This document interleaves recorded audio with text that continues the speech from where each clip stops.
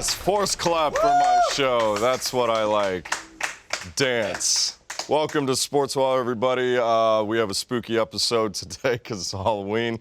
I have some very spooky guests with me. Eric Bator, Jeff Ramsey. I'm your host, Tyler Coe. Welcome to Sportsball. This episode is presented by PUBG Mobile. We'll tell you more about that later on in the show. So much to talk about, as we always say, because sports are never ending. They're always going on. We have the World Series to talk about that wrapped up last night. College football mayhem. Tons of stuff going on overseas with WWE in the Middle East. Baseball, we have special guests on the show. And then we also have another special guest that did something very special for us. And that special moment will be later on during the show. This is a special episode. Before we get on to the sports talk part, we always congratulate, hopefully, somebody that showed up for College Game Day. We invite our viewers to show up to every College Game Day, wherever it is around the country for college football. And this year we've done really well. We've had I think we're 5 out of 8 Hell yeah. showed up. So this weekend was Florida, Georgia, the world's largest cocktail party. We had a guy named Derek Jansen show up with his sign, red versus blue, which is pretty good because it's red of Georgia, blue of Florida. Oh, that's cool. Georgia, Florida, 2008, Sportsball, tiny logo. I like that. Promoting red versus blue more than my show, but that's fine. Well, red versus blue needs the help, so. Of course, yeah. That show yeah. is really dying after 80 seasons. If it doesn't catch on soon, we're only going to do another 10 seasons, max. That's not good news. Yeah. You heard it here first, guys. Go watch Red versus Go watch Please- red versus please blue. You support heard it. it here on Sportsball. Yeah, but that guy, Derek, he wins $100. What? $100 to the RT store. You can do that as well if you show up at College Game Day. We'll tell you where College Game Day is going to be later on in the show, so you can get $100. So congratulations to Derek. That's awesome. Man, you should do that. You get $100. You can finally buy all your Jeff merch. That'd be awesome. That's fucking great. It'd be nice to get my own merchandise. Well, shit. And congrats, of course, to the Red Sox. Congrats, Red Sox. Everybody's really lukewarm on that one. They take the World Series last night against the Dodgers, and one of the more it was a letdown of a World Series. It was not that entertaining. I felt. Did have the longest World Series game in history, though, right? It did. It was 7 hours and 20 minutes long, 18 innings, which I poo-pooed at the time because one of my things I always champion as a sports guy is that I have been to the longest collegiate baseball game of all time. 25 innings. Jesus. Texas versus Boston College in 2009. So I always like to do that old man thing, kids, back in my day. How long were you there? I was only there for 7 hours and 3 minutes. It was actually shorter than this game, Dodgers-Red Sox, 18 innings. 7 hours. You must have been so bored. I was not actually. It was the most infuriating thing ever because just like that game, Dodgers-Sox, Texas had bases loaded 3 times once with no outs. Didn't get it done.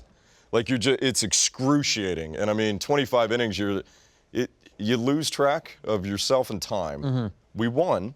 Well, congratulations. But at what cost? But at what cost? Right. That's how I feel about that Dodgers win. It took them 2 games to win 1. They were just so mismatched. What, dude? What a paper team they were. They were nothing. They were in 3rd place in August. I hate the Dodgers. I hate the Dodgers. That is a miserable team. Are you a Padres fan? Absolutely. All right. Yeah. Little Tony Gwynn. Yeah, old Tony Gwynn. That's all they got. Well, I got Trevor Hoffman. Sure. You got Trevor Hoffman, guy. you got Tony Gwynn. That's pretty much R.I.P. Tony. He was one of my favorite in the game. Dude, it was the best. Watching that guy growing up was that's what you do as a baseball player. What, hit 350 every season? Jesus, dude. How do you go up there and do that? And then you watch guys like Manny Machado swing for the fences. His last pitch, strike out in a perfect K pose as the Red Sox all gather on the field and celebrate. That was unbelievable. That was a great scene. Congrats to the Red Sox. I say begrudgingly because it's a pretty remarkable thing now if you're a Bostonite. And if you're a fan of Boston, and Jeff, you can speak to this as a diehard Celtics fan. Yeah. You're talking about growing up. This is crazy. Since 2002, if you are a fan of Boston in general, the longest you've had to go without a championship is 3 years. That's disgusting. Boston, title town, has won more championships than any other city in that span, and it's absolutely insane at every single level, from football, baseball, basketball, and hockey. It's crazy. That's crazy. Good for them, though. Have you ever been there? It's a boring ass city. Well, no, Very cold. That's it all is- they have. It's one of those trade-offs. We talked about it. Like Boston is kind of a shithole. Right. It's not a great city, and it's filled with people that are maybe not that great.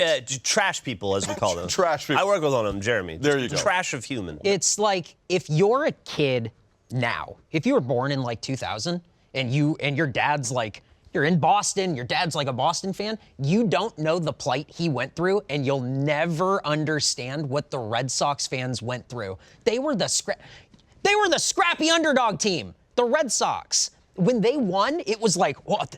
They came back and they beat the Yankees, and it was like this monumental thing, and they won, and you'll never know how important that was if you are a kid now. I was listening to Bill Burr the other day, his podcast, and he was bitching about how current day Boston fans will have no appreciation of their success. 100%. In ways that every dude over 40 will. Yeah, no, they're part of the elite now. Yeah. Oh, yeah. When I think of Red Sox now, I put them up there with the Yankees. I Yep. put them up there with the Lakers, where you've had your fill. Yep. Now go away. I can't. Everybody was a bandwagon Sox fan back in '04. I was. Jesus me too, Christ, of all of course. America was. Yeah. Because that was literally one of my favorite sports moments was the '04 ALCS, because I've always attested that baseball should have just ended. there was nothing left to play for. That's a series I finale. mean, I know a lot of Cubs fans would be like, well, hold on, we didn't get our title yet. I'm like, yeah, but in my opinion, better baseball will never be played apart from that series. I think last year, not to be, we're very hyperbolic country, especially as sports fans. We like to declare like this was the best ever, this was the best game.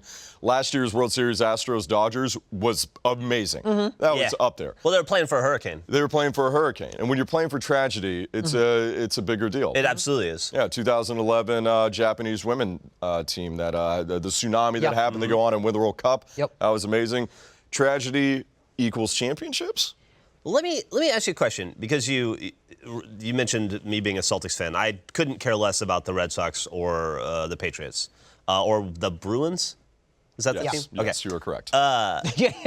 Boston absolutely has a shot to at least go to the finals and play Golden State this year. And I think they probably will. I don't know- absolutely agree with I don't know that they have that they'll beat them or not, but it doesn't matter because next year they will, because Golden State's blowing up next year. But how good are the Patriots this year? Because I don't follow NFL. The Patriots are great. Patriots So they have a started off legitimate shot at going to the Yeah, of course. Super I Bowl think if again. you have Tom Brady, you have a legitimate shot. Until Brady and Belichick. Yeah. With both those guys there, they, of course, have a shot to go all the way. I mean, they got off to a slow start. They've done it a few times. People are like, oh, they're dead in the water. Yeah. Then they go beat Kansas City and just reclaim, like, hey, we are still here. We're still the Patriots. Right. That's going to be a great look ahead. We saw a few weeks ago Kansas City, who's having an unbelievable year with Patrick Mahomes, taking on the Patriots. That was a good preview of what the AFC Championship game is most likely going to be. But the Patriots are going to be there again. Oh, definitely. They're going to be in the running for another Super Bowl. And how good are the Bruins? The Bruins are a hockey team, and they have Sidney Crosby. And that guy is a good hockey player. And they got some cool, he plays for a different team. But that's the Boston Bruins, man. That's a great squad of players on the ice. And they got a shot. Yeah. Okay. They're a pro team. So he has no clue. They're a pro team. They're a pro team. Has there ever been a time in history where hockey is like a distant fourth in sports to me from the big three, baseball, football, here in basketball. America, it is. In America, yeah. So has there ever been a time in history where a city has had a team either win but go to the World Series, the NBA Finals, and the Super Bowl in the same year? A few colleges have been able to do that in the past, where they've competed for championships, multiple championships at the same time. Right. It's insane. Yeah. But Boston is definitely like, you've got enough now. However, having said that, Eric, you're a guy that's from Southern California. Yeah. I'm going to piss off our entire LA audience. Yeah. I'm watching this game, and you're watching, it's a cool thing because it is like LA, Boston, even though it's baseball. And like Jeff said, like, you care about the Celtics, you give a rat's ass about I'm the a White Sox Sox or fan, whatever. so yeah. The two cities that know each other well. And, Boston personified, like, anybody could, like, you could paint that picture, what it is. LA, when it comes to sports fans, I don't know if LA deserves any team. Dude, it's a Do they deserve to have, that is a question for our audience, does LA deserve to have a pro team? Because I'm watching the Dodgers game in a scene that sets it up perfectly. Yeah. Is every celebrity's there? You know, they're going through the list at the end of the game because it's boring as shit. There's Pat Sajak, Larry David, Matt Damon, Ben Affleck, Jimmy Kimmel. Like, you know, we're just going down the list of who's who. And then there's a guy in the stands. Hell yeah. This is amazing. This guy rules. And Eric, I want to ask you, because you're an LA guy, and Jeff, you spend a lot of time there. There's a guy in the stands who they put the camera on. He's wearing like a Dotson hat from Jurassic Park. Okay. And he's got a half-gallon of milk with him. You can't buy that in a baseball stadium. No, he you brought cannot. it. How he snuck that into the game, I don't know. That's another question itself. But he's sitting there with that hat, with a dumbass smile on his face, Great. and a gallon of milk. Yeah. And I'm looking at him like, that is LA in a nutshell. That guy represents an LA sports fan. That's such a weird thing. Why if you could bring anything to a baseball game, why wouldn't you bring liquor? Because Could there have been liquor in it? Was it? Yeah, and maybe it was a giant white Russian. Yeah, That's what I was saying. I was not. That's I would a not lot put it of past White him. Russian. And that thing guy probably huge. was saying it the whole night, like, you know, as a dude, the bestie, White Russians, like baseball security isn't like this, like the super strictest thing, but to bring in like a half gallon of milk into a Dodgers game, for what purpose? Are you drinking? Drink. But the picture of it is him, and I don't know that he's had much. No, it's a pretty full Dude, breath at the end of the game. Dude, LA. Guys got strong bones. LA is like a county. It's weird, man. Like, you have the Valley, and Valley's full of like weird folks, and I guarantee this guy came from Altadena, which is a milk brand, and he brought his half gallon of milk from his home in Altadena. Do people from San Diego dislike people from LA? There's a rivalry, like an Army-Navy type thing? Yeah, so here's how it goes. Should we trust you? Yeah, people in San Diego hate LA. Yeah. People in LA have no rivalry with people in San Diego. Right, couldn't care less. No, because they're LA and their rivalry is I've been to San Diego. Yeah. See, you're going the wrong parts, man. You got to get out of downtown. You got to go to La Jolla, man. Oh, that's where the beautiful. new beach is and Pop. Yep. That's where the two best, and Sea Lions. See? Let me tell you something about LA. LA, I have a lot of fun in that city. Good friends. Like it. That place sucks. The people there suck because you're only there for yourself. It's a town of selfish assholes. It's a great place to spend one night. Yes, and then it get is. back on a plane to Austin. And I'm looking at this guy and I'm like, that guy, I could be friends with that guy because I'm a selfish asshole and I belong in LA with those people. It doesn't and feel it like made you're me right wish at I all. was there because that guy, I pinned him for like West Hollywood in town. Eccentric. I'm going to bring a fucking gallon of milk to the Dodgers game because I can. That guy has no reference for baseball. No. That guy, I guarantee you, could care less about what's going on. Didn't even know the fucking Dodgers were in LA. Right. I'm always surprised when anybody in LA is a diehard anything fan, even Lakers, just because I don't associate anybody in LA as being from LA. No, Nobody lives there unless you're at the very top of the success ladder. Nobody lives there longer than like 6 or 7 years, right? It's a transit city. Like nobody is from. It's not your city. It's like they issue you a Dodger cap when you go to the DMV. Is that why Bernie has one? I assume so. Okay, cool. Yeah. Good to know. Lifelong Dodger fan, that Bernie Burns, yeah. Like if you're a Boston fan, like you grew up in Southie, the Sox are all you have. That and Paps. And like that's your life. And I get that. Like that's your birthright. A lot of cities are. For LA, you have no birthright. So you gotta get out of the actual city of LA. You gotta go east into like the actual like suburbs where people are from there. Like not a lot of people are from San Diego. I'm from San Diego. No one's a Padres fan. I'm a Padres fan. It's a transplant city just like LA is, but like I'm not from the city of San Diego. I'm from the outskirts, like the county of San Diego. And that's where you find the Dodgers fans, like the die-hard sports fans. What are the people from the county of San Diego like? It depends. San Diego as a county goes from Mexico all the way to Orange County. It goes from the beach all the way out to like the desert. It's bigger than like Delaware. It's bigger than like Rhode Island. Are you a typical San Diegan? I don't know about typical, but probably. You're pretty weird. Oh, cool. Thanks, man. Yeah. Yeah. That's why when it's I don't here, know and if it's it's a like, compliment, but- it's like, hey, man, keep Austin weird. And it's like, I don't know if there's anything really weird here. Not It anymore. just feels like, no. Not anymore. No, Austin Been a long is time. becoming a transplant city too. That's how it feels here. Yeah. It feels like this is a transplant city. It is a transplant city, and I live here, and I'm a Longhorn fan. I'm one of the only ones. And big weekend in college football. There was a ton of upsets this week in college football. Texas at the top of that list. That was fucking awesome. Rough game, man. Really good shit. Great fireworks at the end of the awesome. game. Tom Herman crosses the field after Oklahoma State has wrapped up the game. Mike Gundy's out there. There's fighting. Mike Gundy throws up his hands like, "Are you not entertained?" to his crowd. It was amazing. After the game, this is the clip. And then I want to get back to kind of talking about some of my favorite sports moments, because this is definitely one of. We all know Mike Gundy. I'm a man. I'm 40. One of the the best clips ever in any sport. I never thought he'd follow that up. That's hard to make a sequel to that. That's perfect. Okay, but he did, and he did the unthinkable. So after the game, he's talking about Tom Herman coming onto the field, confronting him, why he went onto the field, and then like a reporter asked him about, well, on Twitter they're saying this, and he's like, well, what Twitter? What? And you're like, yeah, where'd you hear that? He's like, yeah, we heard that on Twitter, and this was his response to hearing something. Twitter, radio. Yeah. Oh, I'd give a rat's ass about Twitter.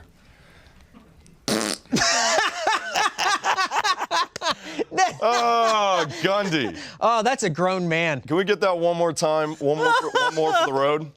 Twitter, radio. Yeah. Oh, I'd give a rat's ass about Twitter. I love Mike Gundy. Mike is the man. It took that's about 13 years almost since I'm a man, I'm 40. But that was a great follow-up. The long-awaited sequel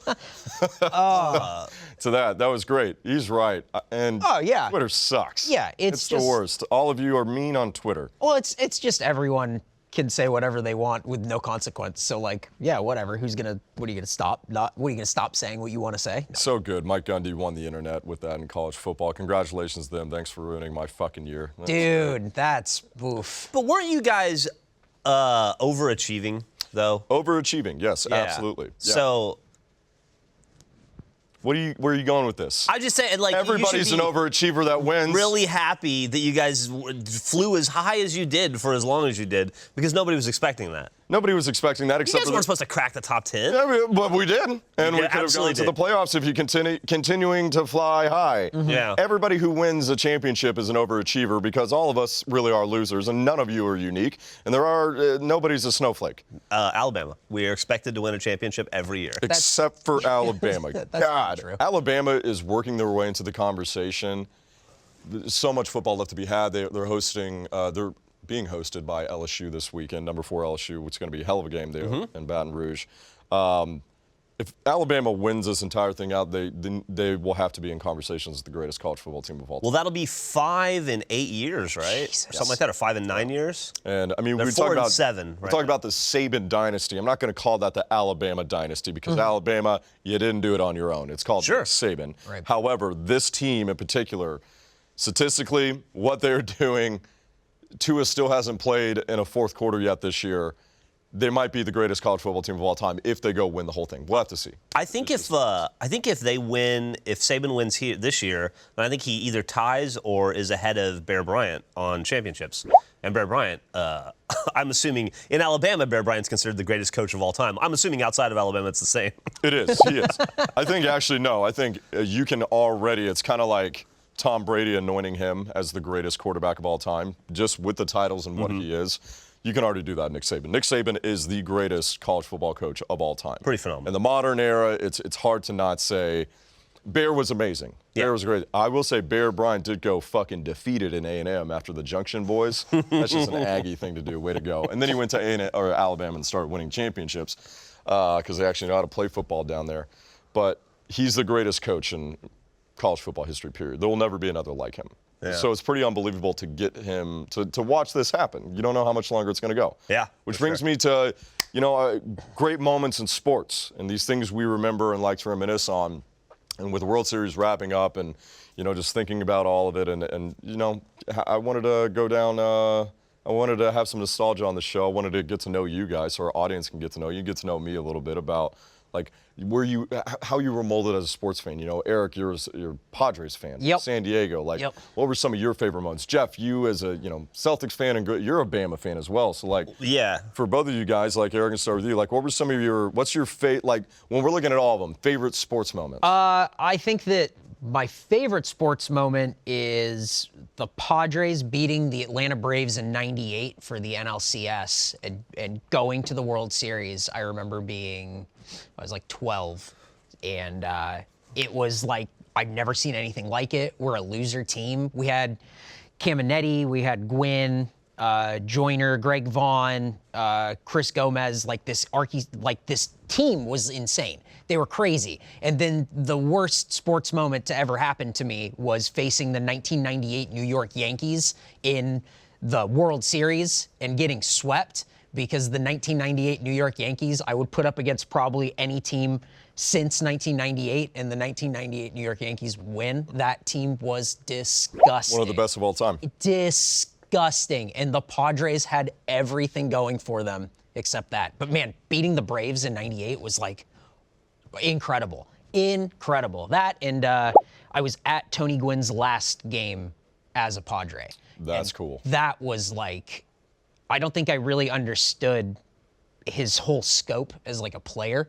And when I was there, it was just a stadium full of people going crazy for like this guy who was Mr. Padre. I mean, he is the guy. He's the ultimate like position player that stayed with the team through thick and thin, did everything he could, and then had like, 8 Silver Slugger awards or something? I mean, I had a Tony Gwynn poster in my room. It was just, he was everything that I loved in baseball. And that, like, just watching that guy play game to game with my dad was like, That's special. That's some of my favorite sports stuff of all time. Yeah. Cool. That was good. That was good. Well, I have a problem with sincerity, but that was great. thank you very much. You know why? You know why he's like that? Because he's like, oh, that's cute. I'm counting the 18 rings Boston. Only had. 17. I feel so bad. My dad is gonna die before any San Diego team brings home a championship. All we had was the Chargers, and they left. Yeah. And again, to LA, where they're probably not going to make it in LA, No. and they're looking for a new home. Just go back to San Diego. I Go agree. back to San Diego. Just keep Spanos. Keep them there. Take the team away from Spanos. Let's Yeah. bring it back to San Diego. Let's bring back San Diego. Let's put that on a fucking red hat. love I'm it. all about that. We put on a blue hat. I don't know about red hats. Jeff, what about you? Like, what about doesn't even have to be Bama or Celtics. Like, best sports moment from your life. I can think of 3. Robin Ventura charging Nolan Ryan. You got to see that? I didn't. You remember watching that? I saw it happen. Yeah. Oh my God. I saw it live. Yeah. Shaquille O'Neal in his rookie season, I got to watch it live when he broke the backboard hell and yeah. the thing fell down like a sad dinosaur, and it delayed the game for 2 hours while they had to bring in an entire other one. That was great. Every Tommy Lasorda press conference Underrated. in the entirety of his career. Yeah. It's hard to think of good moments. All the moments that remember me. I remember Lynn Bias dying. I remember Reggie Lewis dying. I remember all my favorite Celtics dying in the prime of their lives. Technically, Lynn wasn't. He got drafted. He got drafted. He would have played. He would have He's gonna played. be the next Michael Jordan. He could have been. That was crazy. That kid lived, man. What a dynasty. That was an amazing ESPN 32. Yeah. It's like when you have so many rings, it's hard to pick out your favorite. You fucking asshole. I wouldn't. 2008 was know. great. Talk about what about all your Bama moments? Your favorite Bama fucking moments? Sure, yeah. Alabama. He's like, wait, hold on, let me. It's actually not even in a Nick Saban one. It was Alabama Miami in the Sugar Bowl in '92, 93, or 93, whatever year that was. It was I was a senior in high school. Yeah, that was a national championship. Yeah, Yeah. and that was an insane time to be in Alabama. It was the only time I lived in Alabama when we won a championship that I can remember. Yeah. I kind of had the So- same thing in '05. Was my senior year of high school when Texas won the national championship against USC. That was great. That was great for me. Yeah, I bet. Yeah, it was great for me. It's different. It's different when you're there than when you're, luckily not there. Because Yeah. I would rather die than live in Alabama again. But Alabama's not as terrible as you. yes, it is. Oh, come on. probably Yes, it is. But yeah, It's just as bad. Alabama sucks.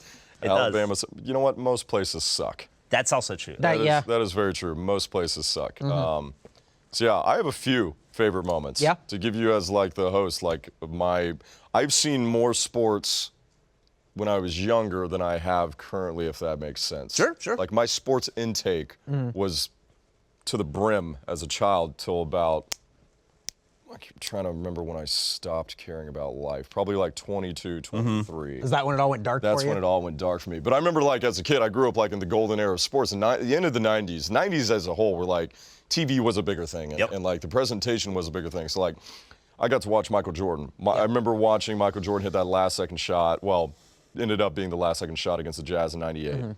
That was unbelievable. I remember Cal Ripken.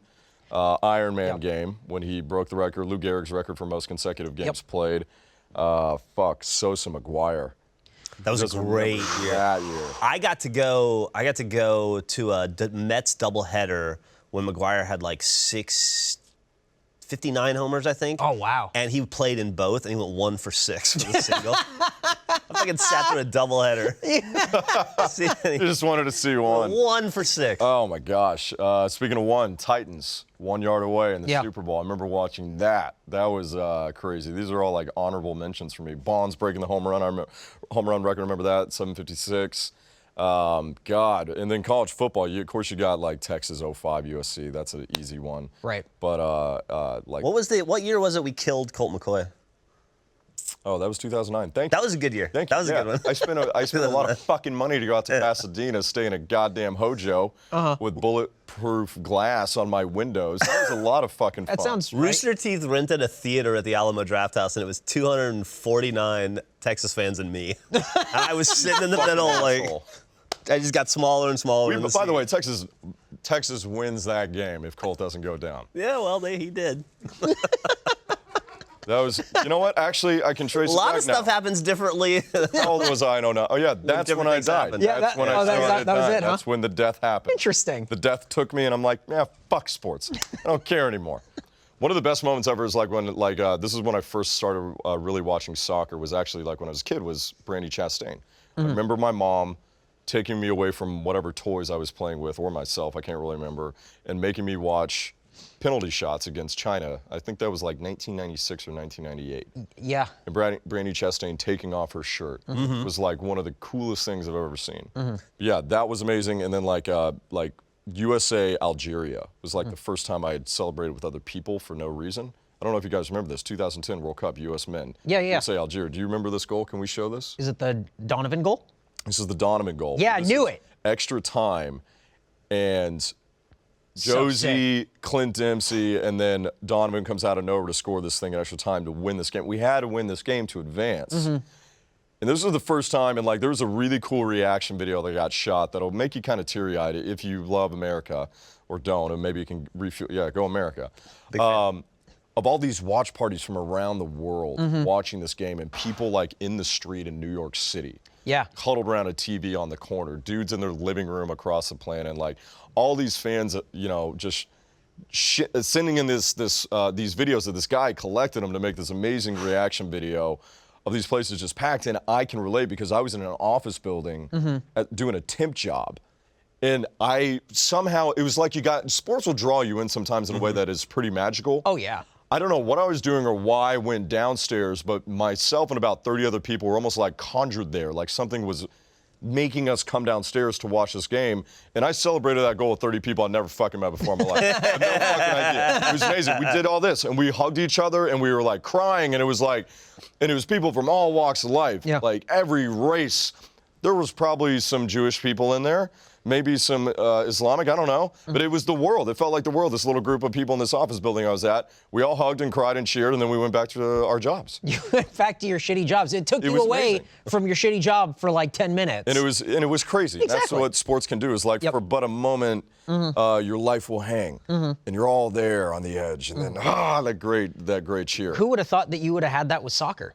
With soccer, of all things. Yeah. I had one with myself because this was like the greatest. This goes back for me as like for mine as where I exploded. And I remember this moment so well and so vividly, and where it hung. This moment hung literally the greatest golf shot I've ever seen in my entire life, because I'm the biggest Tiger Woods fan on the planet. Tiger Woods, 2005 Masters, on 16. Now, you've never seen this shot. I mean, everybody's for the most part seen this shot, but this shot is the shot that he had to make. Here it is, best and moment. an impossible shot to make. So on 16, he makes this shot that hangs on the lip for 1.6 seconds. Okay, watch. Best part. Cool, awesome, and then worst part. Worst high five But in I the love the history high of five. sports. It was awesome. It It was one of the coolest things. I remember watching that live and like just losing my fucking Oh, mind. yeah. Like stuff like that isn't supposed to happen. You see how many people are there watching him? Like, that's what he did for that sport. All Howard Stern fans. Dude, that's And Nike, if you go back and watch it, when the ball goes over, it pauses where the Nike logo is perfectly. Everybody up in Oregon was just masturbating. Seriously. This is the best money shot we've ever gotten in the history. Oh, Nike made so many goddamn commercials. It hangs perfectly. Yep. Enough time for you to say, just do it before it falls in. And they were sitting there thinking, our love affair with Tiger will never end. Yeah. Never ends. What could possibly go wrong? Really he didn't do anything that bad. He cheated on his wife with a few people. Just a measly 16. Didn't he get arrested in his car? A lot of controlled substance. No, he didn't get stuff, arrested in his car. He Okay. was trying to escape his house. His wife was upset. Chased him with a golf club. And he was trying to escape the situation. I'm talking about the other time he got arrested for all the controlled substances. Yeah. When did he get arrested? It was after that. No, he didn't get arrested. That's Oh, okay. Hey, guys, never mind. That's He fake didn't get news. arrested. He couldn't have been On the arrested. bright side, he's healthy now. His back feels good. His back he's feels great. slowly He making his way back. He won another. He didn't win a championship, but he won a tour event. That was Yep. awesome. And he couldn't have done drugs or whatever you're talking about because he was at sex rehab. And he was. He was at sex rehab, not having sex with other people. Is that really, out of all the rehabs, a real place? I've seen real rehabs. Sex rehab, a real place. I don't know if I want people to. Is that the title of this episode? Sex rehab. Did Cool. Tiger really go to Great. sex rehab? Yeah. He was there. He couldn't have broken the law He because he's a good man, the sheer impossibility. and he's a good man. I do feel like the world has forgiven Tiger. 100%. absolutely. Everyone just moved on. So They much moved other on. shit has happened, And but if it's you like, who apologize, and cares? it's one of those things. He should have just never gotten married, and nobody would be worrying if he's banging Perkins waitresses. Probably. Having said that, he did have a problem. I hope sex rehab is real because the women, the selection, and this is bad because everybody's beautiful in their own right. I like the eye roll as you said that, but yeah, go ahead. The set menu he had was not bad until he went rogue and went to the Perkins. The Perkins lady was not worth the trouble. It's true. It's also a different time, right? Like back then, it was like, ooh, you had an affair with a porn star, ooh, and now it's like, you had an affair with a porn star? Here's the keys to the White House. You get to be president. Dude, Tiger 2020. There you Tiger go. would be a great president. Yeah. He's very sad. He's very sad. I think that's why people have forgiven him because he wears that pain on his face Yeah, every he time does. he's on the course. Have you seen him dress up for his kids on Christmas? Where he's like, His kids still hang out with him? yeah. great. He dresses Probably as court like, mandated, but he's like cool, like Mac Daddy Santa, and he wears like a black Santa hat, and like he dyes like a goatee white. It looks fucking weird. We'll put it up on because screen Tiger now. Woods is a weird motherfucker. Yeah. He's you can't extremely not weird. be weird if you've been a professional athlete since you were 3. Yeah. Yeah, and that's You know? he's like a pitcher. He's like a crazy pitcher, which all pitchers are crazy. They're all head cases. We're going to talk to one a little bit here later on in the show. All right. As exciting as that is, a real life Major League Baseball pitcher. But to wrap it up with the favorite sports moments, my favorite sports moment ever Okay. was 2007, the whole year of 2007. College football in the year 2007 was the greatest, wackiest year in college football history. And that was my favorite sports moment. It was an entire year of watching that. And if you don't remember it, 2007 had many great moments. One, it started off the year with Appalachian State beating Michigan at home. That was that year. That was the start of that year, weekend number 1. It was a year that saw South Florida get to number 2, Kansas Okay. number 1, Yeah. Missouri number 1. West Virginia was in the driver's seat till they lost to Pitt, the shittiest fucking team on the shittiest. It was amazing. It was one of the greatest upsets of all time. West Virginia wins that game in the backyard brawl. They go on to the national championship. It doesn't happen. That was also the Boise State game. One of the greatest college football games of all time. And I bring it up because I want people to remember this play because everybody remembers the Statue of Liberty. Remember the Statue of Liberty play? Yep. Remember the Statue of Liberty play with Boise State where, they're going to overtime with OU. This is for the win. Coolest college football play you've ever seen. I bring this up because it makes me mad because people forget revisionist history. Like, people forget the play that made that possible, which was one of the greatest college plays of all time, and it was the hook and ladder. So people forget that Boise State was down 35-28, 4th and 18. Oh, this is the best. This was the greatest play ever. This was the play that should live on in infamy, but rarely do you see it. You see the hook and ladder, but that was one of the coolest things I've ever seen in my life, and they beat Oklahoma, which, you can suck a butt. I fucking hate that state. The people are trash, meth-filled buttholes. All of them. And I don't mean that like they're assholes. I mean like up in their butts. Every resident of Oklahoma has meth in their butt. Yeah. Yes, because they're all mules. They're all dumb mules. You heard it here first. Meth up their butts. All right. Traveling across that state. Shitty state. Lovely people. Terrible fucking state. I went to Stillwater once. They were just adorable. It's a dirty creek. Wasn't aware of all the Meth butt? of their meth butts. Everybody's got meth butt. They have conies there. You ever had a coney? No, What a I've coney had is? Brahms up there and I got food poisoning because I don't think they don't know about proper cooking techniques up in Oklahoma. Well, if you ever go back, get a coney. What's a coney? It's like a tiny hot dog with tons of onion and cheese and then like chili powder over it. But it's a specific thing. It's like a thinner, smaller hot dog that has its own special bun. They only sell them in like 3 states in the country. Huh. And because they're illegal. they are deliciously illegal. They're made of And raccoon. Oklahoma, for all of its many, many, many faults and faults, they have conies. And you have never tasted anything as delicious as a 2 a.m. drunk off your ass plate of conies. But that's like... And they're good sober. The gentleman from Alabama, I disagree. With you on that at that point. No, like having- there's a million better things than that. Because you've never had a coney. You No, don't know. I'm telling you, I've had everything. I've had Waffle House in Jackson, Mississippi at 2 a.m. in the morning. Sure. Better than that shit. No way. This whole conversation- Waffle House beats a coney. This Well, whole that's great. It conversation doesn't, is though. like describing, I just had like the best hot dog. A hot dog's only gonna be like this good. You would think. No, you're right, because that's a hot dog. This is a coney. Oh. It's different. It's smaller At a different and level. somehow above it. Has anyone had a coney? Silence. Texas motherfucker. I think you just made that up. I think No, you, I think didn't. you I didn't. invented You're not from Oklahoma. Why are you defending that because state? the food is good. I don't give a shit about Oklahoma. I care about. I'm gonna show you a picture. Do you have to look up conies? show you There's a what I level of diarrhea that I want at 2 a.m. in the morning that a Waffle House will provide me. I do not believe that a coney will give me that satisfactory blow. I feel like that's something I don't want to participate in because they don't know how to cook food in Oklahoma. Why is it even called a coney? It's a hot dog. It's not in a cone. It's different than a hot dog, though. How's it different? You just Leave it to the described state of the Oklahoma first to thing fuck up a hot dog. You said is that it's like a hot dog, but it's different. smaller. But different. How is it different? I don't know. It just is. A hot dog is a hot dog no matter what size it is. Dude, it looks like that.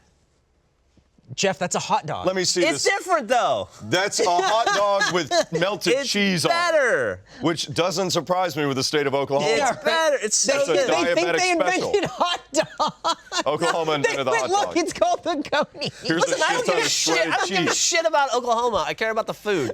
It's a good fucking That is thing. a hot dog, literally. We're going to put it in the picture. It's a hot dog with shredded cheese on top. That is And a it hot has dog chili with cheese. powder. It's different. In chili powder? Why not chili? I don't know. I didn't invent it. I just ate it. I'm just telling you. Today, it's a hot a dog. hot I'm just an advocate for the food. It's really good. That's amazing. It's way Oklahoma. better than you would think. No. It's the only reason to go there. No, it's not. There's no reason to go to Oklahoma. If you ever, All right. if you get kidnapped and you find yourself in Oklahoma, just before you get the fuck out, eat a coney, and you go like, oh, it'll soften Oklahoma for you a little. It'll soften your ass. It will. Well, that's where I put on my meth. Explode right, shoot water fire like razor blades out of your asshole. That place is terrible. If you drive through Moore, Oklahoma, which unfortunately has the worst luck in the world with some of the worst tornadoes in the history, Sure. go through them. I'm not going to make a joke there at all, but I will make a joke about this. It is the home of Toby Keith, and they have a water tower that says so. Oh, wow. Home of Toby Keith. All right. Well, he ain't as good as he once was, but he's as good once as he ever was. I fucking hate Toby Keith. Yeah. That jean jacket wearing motherfucker. There's nothing worse about America than him. Oh. I mean, Wow. he's on the level of like Ted Nugent. Holy shit. He's the country version of Ted Nugent. That guy fucking blows He totally boat people. sums up a time in America where we were mad at everyone, and he wrote the words and then saying, "We'll put a boot in your ass." It's the American way. And everyone went, "Yeah!" And that is a weird time in this country. It was weird. Yeah, not a fan of Toby Keith. Fuck that guy. And he had a thing against the Dixie Chicks, who I don't. Are they allowed out of prison yet? I hope so. They're awesome. I love the Dixie Chicks. Yeah. They're great. I don't even give a shit about country music, but those ladies are pretty cool. They're pretty cool. They spoke out against the Iraq War. Wasn't that it? Yeah, they killed their Natalie- career. Natalie Maine came Yeah. out and vocally said, "This war sucks." Yeah. And really weird how she was and on the half nose of with America that. went Yeah. communist. Yeah. She said like we're from Texas and we don't support George Bush. Yeah. Yeah. That's fine. But not at the time. No, at not- the time that was bad. I'll tell you why too. Because I'll give Bush some credit. I'll give GW some credit because one of the coolest things I do remember seeing as a kid, and then we'll move on to after George Bush, we're going to talk about the Middle East. I'm not kidding. He's a hell of a segue. George Bush did one of the cooler things. It was one of the cooler things in American sports because after 2001, or during 2001, when 9/11 happened, it happened smack dab in the middle of the postseason race in baseball, where the World Series had to get pushed back into November because of what happened. And it was truly a time when, like we talk about tragedy, sports can be something that unifies. Sure. So having the Yankees in the postseason race just felt right for the Yankees to make it to the World Series. It was like one of those things that like it needed to happen. And for people that don't remember, George Bush threw out the first pitch at Game 3 of the World Series, and it was that was etched into my mind. Forget politics or who you like. Doesn't matter how you felt about the man. Yeah. Watching this moment was surreal, and it was another one of those big moments where you, as the president of the United States, after 9/11. You can't fuck this moment up, and it's one of those things you can't fuck up, and you're on nutted it. Yeah. And that's what I'll always remember is that it was the most beautiful first pitch I've ever seen. He got it right. It was a great World Series. The Yankees fall short, but it gave us great moments like Derek Jeter hitting a walk-off home run. It was such a cool moment, and that was really cool. Hell of a pitch. Hell of a pitch. He didn't Baba Booey it or anything? Not at It was all. great. He nutted it, and Bush's popularity was an all-time high then. Before we move on from that, I want to tell you that this episode of Sportsball is brought to you by PUBG Mobile. Experience the mobile game IGN calls a remarkable technical achievement. PUBG Mobile is the official mobile version of PlayerUnknown's Battleground, featuring the highly intuitive and customized controls that we all love. It's one of the best mobile games out there. All you guys know that. And it's also free to play. Mix it up with different play modes that include, teaming up with 3 other players in squad matches. Drop in, gear up, stay alive as long as you can, defeat every player, stay in the zone. You guys know how it goes. And before you know it, you'll be shouting out your victory cry, winner, winner, chicken dinner. That's what I always say. Survive pulse-pounding 100-player battles on a remote island filled with danger and opportunity. Make your way through sprawling rural and urban environment as you scavenge for weapons, vehicles, supplies inside a relentless, shrinking battle zone. We all fear that. We all know it. Download the official mobile version of PlayerUnknown's Battlegrounds for free. Go to your Android or iOS app store and type in PUBG Mobile. Collect a special reward using the link and promo code in the episode description. Play now. PUBG. On to the Middle East. Before you do that, you mentioned the winner chicken dinner thing in PUBG. Do you know Andrew Panton? Are you familiar with Andrew Panton? Works No. for Achievement Hunter, lives in Canada. Yeah, sure. You should get to know him because he's the world's biggest sports fan, and he's very funny and he's very insightful. But he did a thing last fall where he played PUBG every day, and he could only eat chicken for a month, and he could only eat if he got a chicken dinner. Oh my God. Yeah. Whoa. So he had to win a game of PUBG every day to eat. Is he For alive? 30 days. He had extra chicken at the end of it. So he's a good PUBG player. He was a good PUBG. He ended up with like 37. Did he gain victories. weight? I don't know if he gained weight or not. I know that he, about 15 days in, he got super lethargic and could barely walk. But he Can't eat that persevered. much chicken. It's not good. And nothing else. Yeah. Yeah, I mean, it's probably better than eating a plate of conies. Probably better for you. Probably not as good tasting. The Middle East, you say? I don't think they have conies in the Middle East. You ever been to the Middle East? I've not. I've always wanted to go to the Middle East. I've been. I've wanted to go, very Yeah. much so. Not to like any consulate in Istanbul. Definitely don't want to do that. Do not go there. Don't go there. No marriage licenses for us. Yes, no. Never getting married, no ring. But in all seriousness, the Middle East is kind of scary right now. But they have wrestling. Wrestling is huge in the Middle East. I don't care.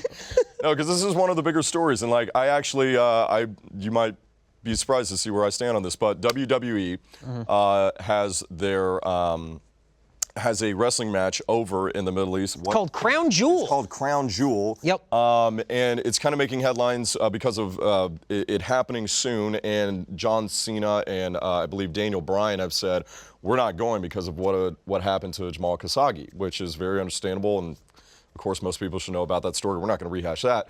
But the show is going to go on. And now people are very split, especially for you talking about a fan base in the WWE that is very, very pro-American, you can say it, and they're very patriotic. Yep. And so people are kind of split on, like, is it okay that the WWE is still doing this? Or do you still support John Cena and Daniel Bryan for dropping out? Where do you guys kind of stand on this? Well, I was there when Hulk Hogan beat the Iron Sheik. I thought we settled this then in Madison Square Garden. I don't know why we're still talking about it. You thought that was the end of it. Yeah. What the hell? Terrible. He broke out of the camel clutch. That's and then he hulked up and Yeah. he came back. Yeah. That's great. And then the Sheik, the thing about And that it, was it's the crazy. moment America won. Yeah. Stop. We're The done. Sheik started hitting him, but Hulk Hogan just started absorbing those blows, and for some They reason, made him stronger. Somehow it only made him stronger. He absorbed the pain and turned it into strength and energy. Incredible. The thing with the Crown Jewel event with WWE, I'm a really big pro wrestling fan, a huge pro wrestling fan. I've been for a really long time. That tracks with me. Yeah, right? Yeah. It all it I get that. jives. That's San Diego. They're, it's by the border, a lot of lucha libre. It's great. Yeah. I own like 45 wrestling masks. normal. I'm a big wrestling That's fan. sad. This is the second event the WWE is doing in Saudi Arabia. This is all put on by Crown Prince, Saudi Arabia, who's trying to get tourism and all this stuff kind of happening in like the next few years. The same Crown Prince that's been in the news lately? Yes. Okay. So Come over here. Yeah. We won't chop you up while you're alive. So he paid them so much money, talking like $1 billion. Like we're talking like $1 billion. It's an insane amount. The problem with what they're doing isn't necessarily that it's in Saudi Arabia. It's that if you go back to the first event, and even before all of this stuff happened, where everyone's decrying like don't go. They were a propaganda machine for Saudi Arabia, talking about how this is the shining beacon of progressive thought. This is oh wow, what an incredible place. And it was all in WWE's voice. It was their announcers talking about how incredible Saudi Arabia is. Yeah. And how these shows this is how we make a connection, and this is where the future is in Saudi Arabia. And then all of this happened, and now everyone's pulling out and everything. They're not, because they came out at their investor call and they said, "Why are you going?" And they strictly said, "Well, we don't want to lose out on the money." There's something nice about a group of carnies going, "Yeah, we're just going to make a lot of money, so I don't know, get bent." At least they're honest about it. Yeah, I mean, gotta at the respect very least, they're honest about it. They are going because they are. They didn't say anything like it's a very nuanced issue. There's a lot of good people on both sides, as our president would say. None of that. Just like that's a lot of cash. We got to keep the lights on. It really is. Morals are over there, but the money's right there. So what they're doing, because Saudi Arabia lost out to Qatar for the World Cup, is that WWE, in their storylines, is holding a World Cup of professional wrestling. So I'm not joking. So Saudi Arabia can have a World Cup. Everyone who's competing in the World Cup is American. Beautiful. It's genius. John Cena is one of those people, but he's not going over there. Daniel Bryan is competing in a WWE World Title match, and he's not going over there.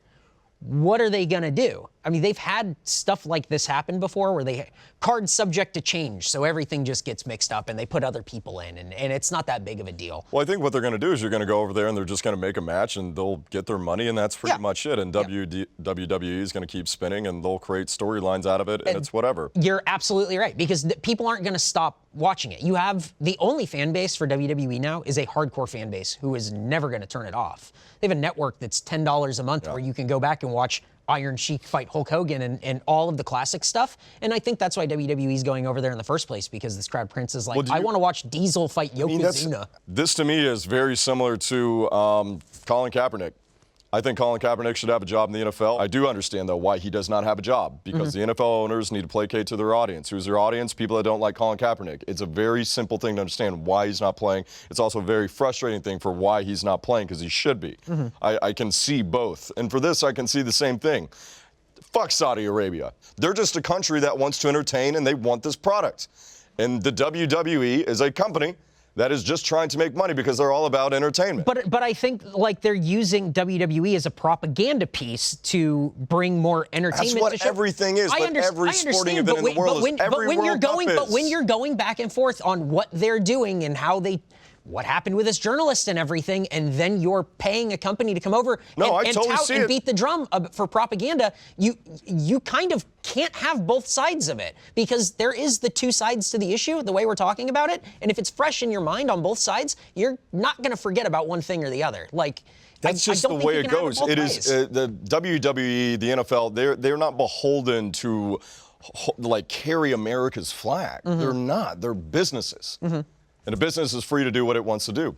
This could be bad PR for them, but I don't think it really will be. It's going to be a win-win for them. They're going to make money. It's a shit deal, but at the end of the day, we are not beholden. Any sports entity is not beholden to just carry the red, white, and blue overseas and say this is what we stand for, because they don't stand for that. But you have to, like, the patriotism's one thing. For wrestling, it's just always what it's kind of equated to, and it's understandable. But you have to look at, like, the future for WWE is that they signed, like, $1 billion contract with Fox Sports.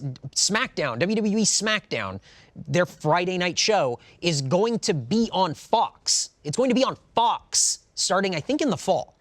Fox, regular Fox. Like, to start to go to Saudi Arabia, if this is something that people are going to be upset about, is this going to be a boycott? Do the ratings start lower? Like, just trying to think ahead further than we're going to make however much money for this one event. I think it is much ado about nothing, because it is a terrible event that happened there. But for anybody, I hate delayed outrage. That's just one of the things I don't like. And if you're upset about that, well, then you should have been upset about the United States participating in the 2008 Olympics with China, where they kill kids on a daily basis. If you're a girl, flushing down the toilet. How about any time we've gone to participate in games in Russia? How about in Brazil, where the murder rate in that country is higher than anywhere on the planet? Stop with the delayed outrage. Stop. It is terrible. So either be outraged about everything or nothing.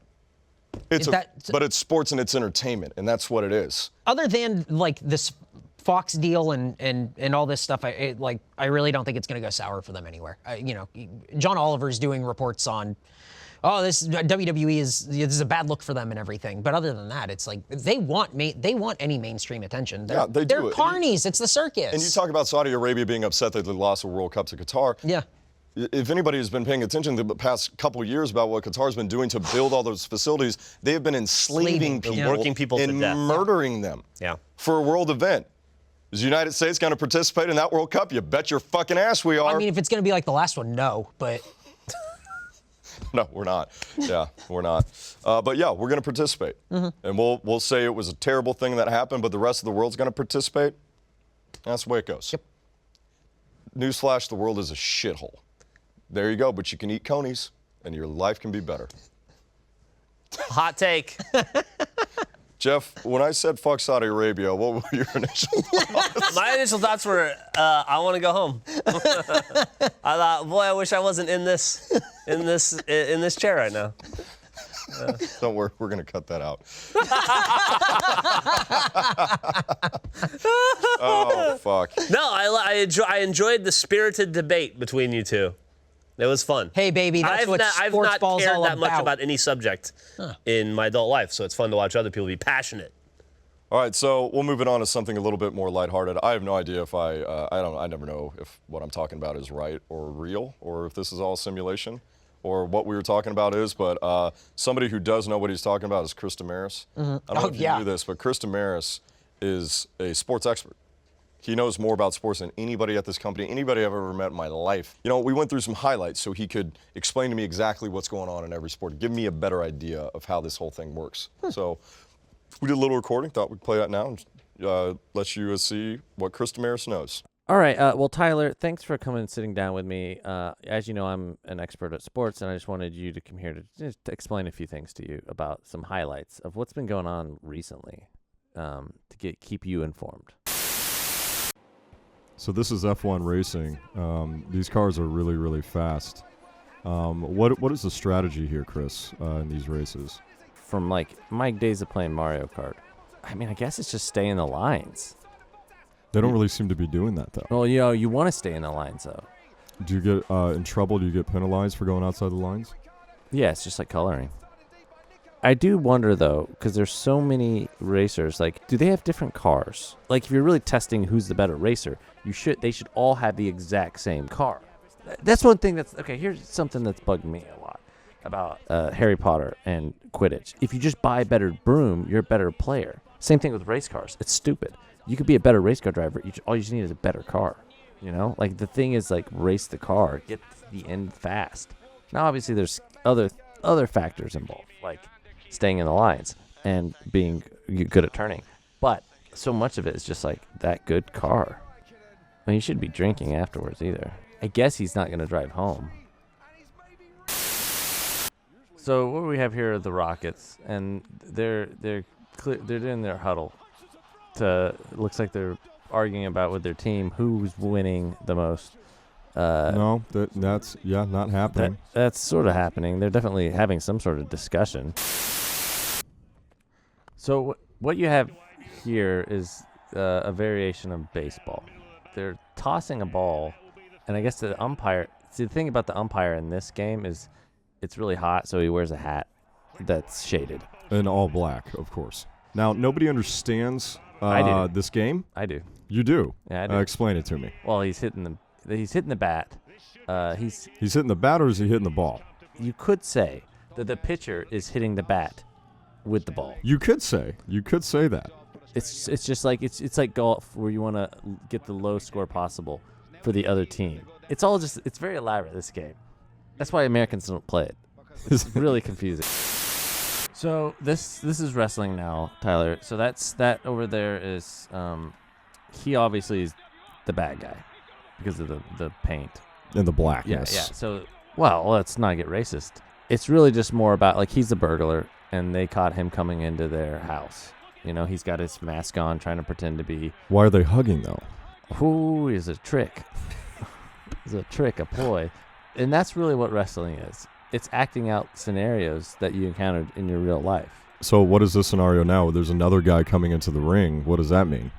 Well, that means there's just it's either another burglar or another member of the family coming to defend their house. I guess he got hot. Decided to take some clothes off. Oh, it's hot in this house. They must not have AC. So we're moving on to a baseball diamond. This is the Red Sox, and this is going to be the Dodgers. They're playing in the World Series. Yeah, I know. Yeah. And what you have here, I guess, is the team warm up, where I guess the entire team gets together and they throw the communal ball, and it kind of determines who goes first. So what we have in this situation is 2 outs and 1 man on. What do you want to do in this situation, Chris? Well, you're going to want to get more people in the game. The point of baseball is obviously you're going to want to get as many on the holes. Look at that catch. He should not be doing baseball. He should be doing ballet. That's what he should be doing. Because it was so graceful. It's graceful swan. Yeah. And even that was almost like a dance. That's really what baseball is. It's really more like a dance.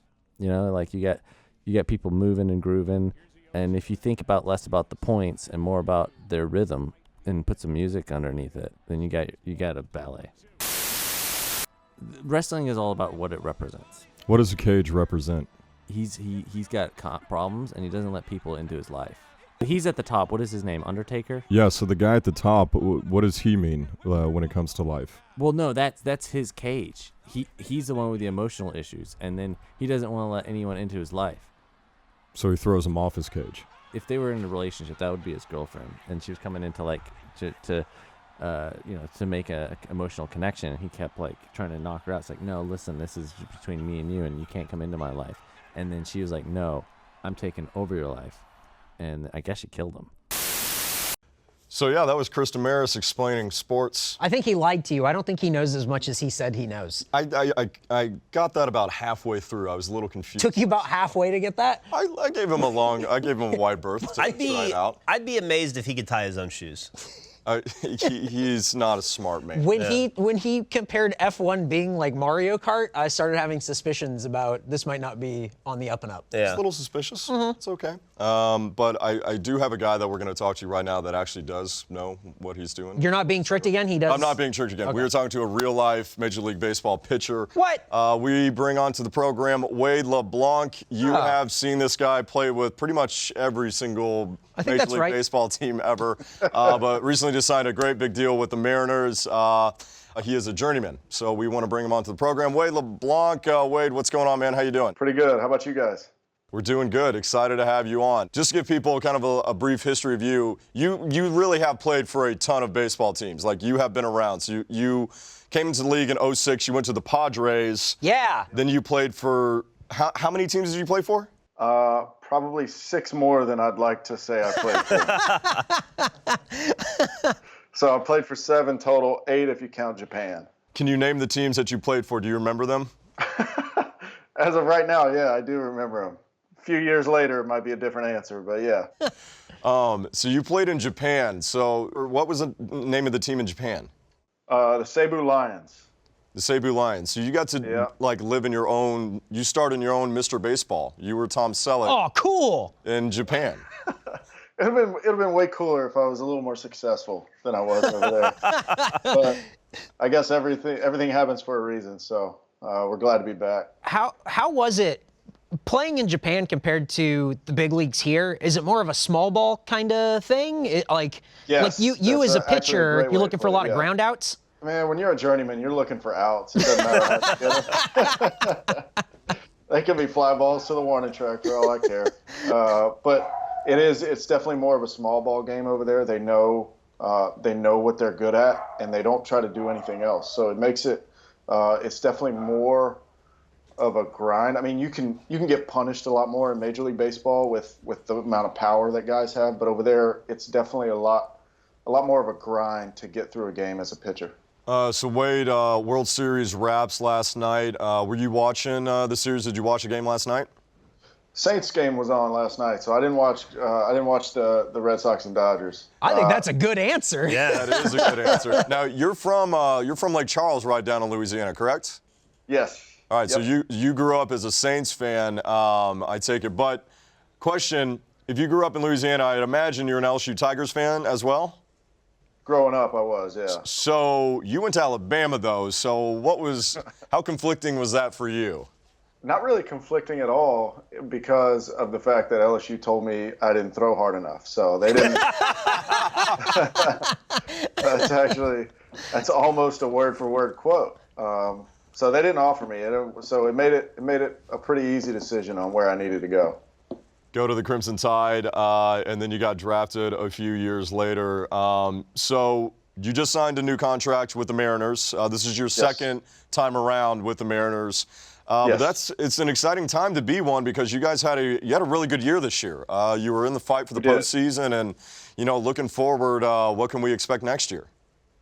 Hopefully more of the same. Hopefully we don't have a team that gets kind of otherworldly hot as the A's did. I mean, they kind of starting halfway through the year, they just kind of ran away with it. And every team's going to have peaks and valleys, and we kind of caught a slump right when the A's got hot. And I mean, once we kind of leveled off and they kind of leveled off, it was hard to catch them, because every time we won, they won, and every time we lost, they lost. So it was just it was hard to make up ground once both teams kind of leveled off and came out of peaks and valleys, so to speak. It would be nice to see Seattle back in the playoffs. The only time I've seen Seattle in the playoffs was in the movie with King Griffey and Randy Johnson, and that little boy was the manager. So it's been a long time, and Seattle could use a championship because they don't have a basketball team. They left. And you guys are, you're kind of the hope outside the Seahawks. So I really hope the Mariners can get it done next year. Well, Wade, that's pretty much all we wanted to talk to you about. But, dude, hey, thank you so much for joining the show. Congratulations on the new contract. That's awesome. Very well deserved. And all of us here at Sportsball really hope the Mariners have a big year. We'd love to see you guys in the postseason. So maybe we'll talk to you a little bit later on next year, maybe around spring training, and see how things are going. I'll be here. I appreciate it, guys. Awesome. Thanks, absolutely. Wade. Thank you very much. Thank you. That was Wade LeBlanc. That was great. What a nice guy. He's What a awesome. great guy. Yeah. That guy, rich as dicks. Rich as dicks. Yeah. 31.4 million over 4 years. That's so many more millions than I'll ever have. That is, yeah. I don't have a mill. All because I can't throw a ball straight or run fast. That's true. But he can. But you can play video games. You're good at That that. gets me next to nothing. Well, boys, that's pretty much it for the show. This was a fun episode. We talked about a lot of things today. We talked about our favorite moments in sports. Talked about Boston being entitled and having too much. Sure. We tried to stay away from the Middle East, but now you suck us right back in. Talked about the one-sided San Diego to LA rivalry. Oh, 100% one-sided. We talked a little bit about college football. Yeah. Tiny bit. It's still going on. Alabama's going to win it all. Fast forward to the ending. Spoiler. Who else is even Clemson? I guess still. Well, actually, looking forward to a big weekend. Alabama taking on LSU. Michigan's playing Penn State. Michigan's in the running for things. Whoever wins the Big Ten most likely will go in. That's Michigan and Ohio State. Big game's going to be real big this year at the end of the season. Clemson's looking great now. They have nobody to play. They effectively ended Florida State last weekend. And Notre Dame, who everybody hates, but will be in there. I think the most important thing we talked about today was Coney's and how it is a hot dog, but not a hot dog. Dude, if you're from Oklahoma and you've had a Coney, chime in. Can you let us know? the Can you comments. tweet at us or put it in the comments? And That's they're expecting good. a lot And I would- to have people from Oklahoma put together a sentence. If you have internet and know how to. Just make your mark on Twitter. Put a big X. We'll know that you're angry at us. Just a big X. Listen, Oklahoma. I don't like you, but I like your food. I'm trying That's to so help you out. weird. Out of all the things there's nothing to like about Oklahoma except never- it's a shit. Coney's, baby! Oh, what a shitty place to live. Hopefully you don't. But thank you, everybody. Thank you to PUBG. Thank you to Eric Bador, Jeff Ramsey for doing the show today. And we will see you guys next week. Remember, College Game Day. Show up this weekend at College Game Day. Down in Baton Rouge, LSU, Alabama. Put up a sign with Sportsball on it. We're going to give you $100. Straight cash, homie. Straight cash, homie. Only Rooster Teeth show to do it because we're the only Rooster Teeth show that cares about the people. Remember this guy? That's fact. Remember this? Straight cash. Remember this? Because care about that's the fans. We are a show of the people for the people. Not made by you, made by me. You do it for that money like the WWE's doing it to Saudi Arabia. That's right. Bye!